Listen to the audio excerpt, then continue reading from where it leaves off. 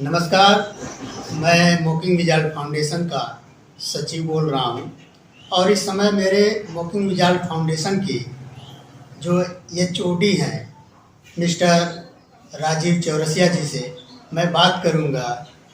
कि उन्होंने इस मोकिंग विजार्ड फाउंडेशन का किस तरीके से इसका नींव डाले और उनके अंदर ये भावना कैसे बनी, उनकी सोच क्या रही इस फाउंडेशन के अंतर्गत। तो राजीव जी, आप मोकिंग विजार्ड फाउंडेशन के सचिव हैं। मैं आपका स्वागत करता हूं क्योंकि मैं आप ही के फाउंडेशन का सचिव हूं और मैं जानना चाहूँगा आपसे, मैं बेशक सचिव हूं, मुझे जानकारी है कि इस फाउंडेशन का क्या टारगेट है, लेकिन मैं आपके वाणियों से मैं जानने का प्रयास करूंगा कि आपके उम्र के हिसाब से देखा जाए, आपकी उम्र मैं देख रहा हूँ तो काफ़ी नाजुक है। कहते हैं कि कम उम्र में बड़े क्यूट नज़र आते हैं, तो हम इस बात को अपने अंदर कृतार्थ करते हुए मैं आपसे ये सवाल करूंगा कि आपके अंदर ये भावना कैसे बनी कि आपने इस मोकिंग विजार्ड फाउंडेशन का एक नाम दिए और उस नाम को आपने जो टारगेट दिया, जो समाज में आपका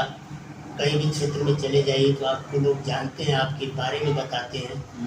तो ये आपके अंदर भावना कैसे आई? देखिए सर, पहले तो मैं आपका बहुत शुक्रगुजार हूँ और मैं बहुत थैंकफुल हूँ कि आप जैसे हमारे बड़े भाई, जो आप एक हमारे लिए प्रेरणा होते हैं, जिनकी विचार ही हमारे लिए इस संस्था की एक राह बनाती है कि हम किस विचार पे काम करें जी। तो जो आपकी नेक विचार है, जिसके कारण आपने इस संस्था का एक पद को संभाला है, सचिव पद। ये सचिव बड़ा कहना आसान लगता है लोगों को कि मैं इस संस्था का सचिव हूँ, पर एक सच्चा सचिव वही होता है जो नेक विचार, सचिव को संस्था में रखा जाता है कि गाइडेंस देने के लिए, जो आप एक बहुत ही 90% अपना पूरा टाइम देकर हमारी संस्था के लिए एक इम्पॉर्टेंट रोल निभा रहे हैं एज अ गाइडेंस मेरे लिए। तो मैं आपको एज अ बहुत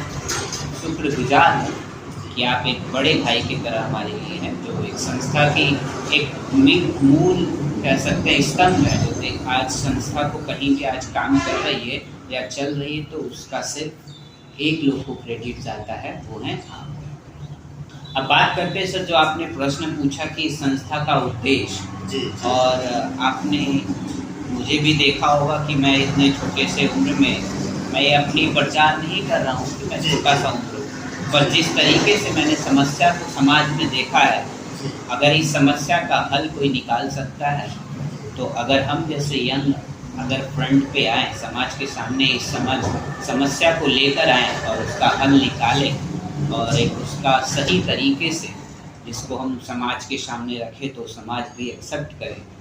तो इसी सोच के साथ मैंने इस मोकिंग विजार्ड फाउंडेशन की शुरुआत की। और आज आप देख भी रहे हैं कि लगभग जिस ज़िले में हमारी संस्था काम कर रही है, उस ज़िले का हर तहसील आज हमें जानता है और हमारी प्रोजेक्ट बहुत ही सक्सेसफुल तरीके से आज गांव में कंप्लीट हुई हैं, जिससे जो महिलाएं हैं, जो वहाँ के लोग हैं, निवासी हैं, वो हमारी नाम तो बेहद अच्छी तरीके से जानते हैं जी। और जो मैंने ये कहा ना कि संस्था का मैंने शुरुआत किया, इसके पीछे बहुत लंबी स्टोरी है कि संस्था का स्टार्टअप कैसे हुआ, क्योंकि इस उम्र में एक ऐसी बड़ी सी संस्था का ओपनिंग करना, रजिस्ट्रेशन कराना और इस लेवल पे प्रोजेक्ट चलाना बड़ा कठिन होता है, क्योंकि हमारे उम्र के बच्चे तो सोचना ही नहीं, इस उम्र में सोचना ही नहीं, मतलब उनके लिए सोचना ही केवल एक कठिन कार्य हो जाता है, पर मैंने उसको करके दिखाया है। सो इस संस्था का उद्देश्य बहुत बहुपरी है, जिससे हम समय समय पर जिस तरह की समाज में समस्या आती हैं, उस तरह की समाज की समस्याओं को हम देखकर एक नया उसका निर्णय निकालते हैं और समाज की समस्याओं का हल करने के लिए हमने बहुत अलग अलग प्रकार की प्रोजेक्टें चलाई हैं। अभी भी हमारा कुछ और भी आपसे जी सर, मैं चाहूँगा कि आज जितनी आपकी जानकारी और चाहिए, आपके सैदपुर विधानसभा के अंतर्गत जो भी क्षेत्र हैं, जैसे आपके करीब का क्षेत्र है अनाईचक जो ग्राम है, उस गांव के लोग भी आपकी चर्चा कर रहे थे, आप काफ़ी उस ग्रामवासियों के बीच में काफ़ी आपका नाम आता है। तो क्या लगता है, जैसे आप किस तरीके से आप समाज में और समाज के अंदर जा कर के एक अपनी छवि छोड़ते हैं? क्या कारण है कि आपको लोग जानते हैं और वह कौन सी अनमोल चीज़ है जिसकी वजह से आप इतना परफॉर्मेंस करते हैं, अपने आप को लोगों के बीच में अवगत कराते हैं, जिसकी वजह से आपका काफ़ी नाम आपके क्षेत्र में। तो मैं जानना चाहूँगा कि आपको अलाइ क्षेत्र में एक दिन गया था वहाँ पे, क्योंकि किसी कारणवश मैं वहाँ पे गया तो आपका नाम ज़्यादा ही ज़्यादा, महिला से लेकर के पुरुष तक लोग आपका नाम ले रहे थे। उधर बीच में गए थे तो लोग ई श्रम कार्ड का भी नाम ले रहे थे कि आप स्मोकिंग विजार्ड फाउंडेशन काफ़ी अच्छा टारगेट कर रहा है। तो आप कैसे इतना कम उम्र में आप गांव-गांव में जाकर के, जो आपका लगन है, जो आपकी मेहनत है, तो क्या लगता है आपको कितना मेहनत करना पड़ा और गांव-गांव में आपको कितना लोग जानते हैं? देखिए सर, मैं ये कहना चाहूँगा कि आज का समय सरकार बहुत कदमें उठा रही है और बहुत से लोग होते हैं जो एज समाज सेवा अपना नाम बनाने के लिए और अपना चेहरा बनाने के लिए कुछ वक्त के लिए काम करते हैं। जैसे किसी अवसर पर, किसी त्यौहार पर आया, कुछ डिस्ट्रीब्यूट कर दिया,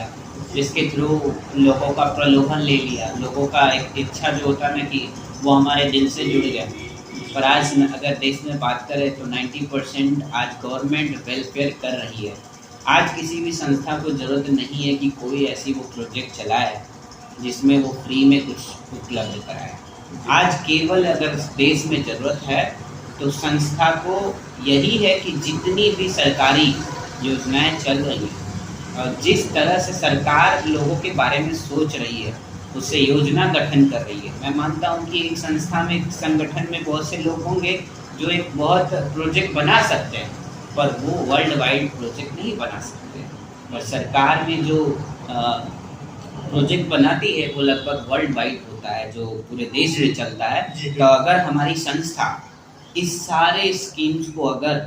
70% भी सक्सेस रेट पहुंचा देती है तो महिलाएं या देश में जो भी महिलाएं हैं या किसी भी गांव की निवासी जो वहाँ के लोग हैं, अगर इन सरकार की योजनाएं उनकी तक 90% तक एक्यूरेट से पहुंच जाए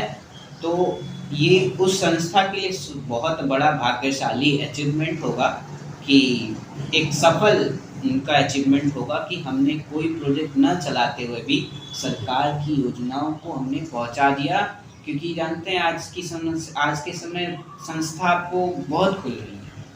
हर दिन आज भारत में लगभग 330 संस्थाएं रजिस्टर्ड होती हैं, 630 बंद होती हैं, जिसके तहत हम लोग को इस विचार करना पड़ेगा कि 330 जो बनती हैं आखिर वो क्यों नहीं सक्सेस हो पाती हैं और 630 जो रोज बंद होती हैं वो क्यों बंद होती है। कुछ संस्थाएं तो आती हैं जनसभा के बीच में, पब्लिक के बीच में पैसे बनाने के लिए, आपको शुरुआत में ही डोनेशन काटने लगेंगी। अगर हम न्यूनतम अपने 10% डोनेशन से, या हम 1 भी रुपीज़ डोनेशन ना दें, अपने 10% केवल माइंड का यूज करें,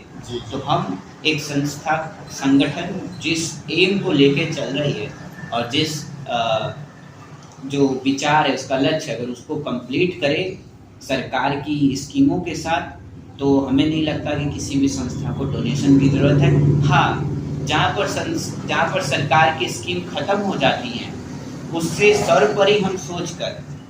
उससे हटकर अगर हम सोचें, तब जाके हम मानते हैं कि सरकार या किसी भी संस्था को डोनेशन की ज़रूरत है। जैसे मान लीजिए कि अगर आज प्रधानमंत्री आवास पहुंच रहा है, अगर कोई लाभार्थी या मान लीजिए गांव में कुछ लोग हैं, किसी वजह से उन्हें आवास नहीं मिल पा रहा है, तब आपकी ज़रूरत है, तब आपके संगठन की ज़रूरत है कि उनके लिए डोनेशन कंप्लीट करके उनकी घर बनवाएं। तो मुझे नहीं लगता है कि आज कोई ऐसा परिस्थिति आ गई है देश में जहाँ पर ऐसे 603 संस्था रोज रजिस्टर्ड हों और 303 संस्था रोज बंद हों, ऐसी कुछ परिस्थिति आए। तो इसके लिए हमें ये सोचना पड़ेगा कि हम जो भी गवर्नमेंट करे, एक तो हमें एक सिंगल स्कीम रख देना चाहिए प्रोजेक्ट में या संस्था के प्रोजेक्ट में कि हम गवर्नमेंट अप्रोच प्रोजेक्ट के थ्रू सारी गवर्नमेंट स्कीमों को हम अपने माध्यम से, अपने हेल्प से, समाज के सहयोग से, जनसेवा केंद्र की सहयोग से हम उनकी तक पहुँचाएंगे। अगर ये हम निर्णय कर लें या प्रण कर लें तो हमें लगता है कि देश की 90% जनसंख्या को कोई आपकी मदद की ज़रूरत नहीं चाहिए। हाँ, तब चाहिए जब आपकी सरकारी योजना या वैसी गवर्नमेंट नहीं होती है जो वैसी स्कीम से नहीं लाती। पर आज जिस प्रकार से प्रधानमंत्री माननीय मोदी जी ने जो स्कीम्स लाए हैं, जो उनकी मंत्रिमंडल ने जो देश में विकास के लिए स्कीम्स ला रही हैं, वो हम मानते हैं कि 90% एकदम एक्यूरेट है और हमें लोगों तक पहुंचाने में अपनी बलिदानी देनी चाहिए। और मेरी संस्था वही कर रही है पूरी तरह से। हमारी संगठन, हमारे संस्था के हर पद के लोग जो अलग अलग गांव के प्रतिनिधित्व करते हैं, वो हमारे आज गांव में जा रहे हैं, गांव में स्कीम्स पहुंचा रहे हैं। और उन पहुंचाना ही नहीं, उनको जब तक लाभ नहीं मिल जाएगा तब तक हम उनको नहीं छोड़ेंगे। सर, यही हमारे उद्देश्य के अभी संस्था की है। फिलहाल में यही उद्देश्य के साथ हम लोग चल रहे हैं। ठीक है, जय हिंद, जय भारत। और मैं आप सब लोग को एक बार फिर से इस गणतंत्र दिवस पर आप सब लोग को हार्दिक बधाई। और मैं उम्मीद करता हूं कि जो गणतंत्र दिवस है, इस दिन आप सब लोग को संज्ञान दिला दूं कि आज के दिन ब्रिटिश हमें पावर ट्रांसफ़र की थी, न कि हम लोगों ने लड़के